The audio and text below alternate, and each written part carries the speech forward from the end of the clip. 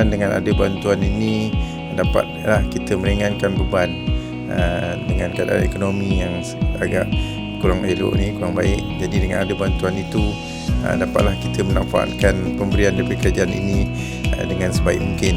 Syukur banyak-banyak, syukur kepada Allah di atas kurniaan ini, dan dengan ada bantuan ini kita berharap bertambahlah kegembiraan sempena menyambut Hari Raya ini. Okey, terima kasih saya ucapkan kepada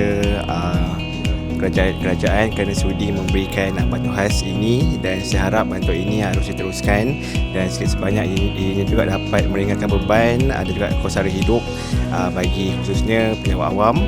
Dan saya ucapkan terima kasih kepada PM kerana sudi memberikan PKK ini, dan saya harapkan dapat diteruskan saban tahun juga. Dan juga dengan adanya bantuan ini dapat juga kita sambut Hari Raya Aidilfitri, dan dapat juga kita enjoy dengan duit raya tersebut. Okey, terima kasih kepada kerajaan kerana memberi bantuan khas tu sebanyak 500. Memang sangat membantulah sebab ada anak kan, untuk belanja perayaan dan perbelanjaan lain lah untuk anak-anak semua.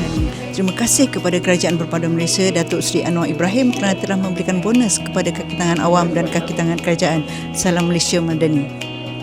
Bantuan khas kerajaan yang diberikan oleh kerajaan amat baik untuk kami kaki tangan awam, sebagai satu dorongan kepada kami lah untuk lebih bekerja lebih baik kepada kerajaan, dan juga tahniah kepada PMX kerana berjaya menarik perhatian kami untuk kerajaan, dan juga kalau boleh bagi lagi tahun hadapan lagi banyak untuk kami lah kaki tangan kerajaan. Terima kasih PMX. Sangat bersyukur kerana dapat sumbangan BKK sebanyak RM500 daripada Kerajaan Malaysia, dan saya akan gunakanlah sebaik mungkin duit yang ada ni.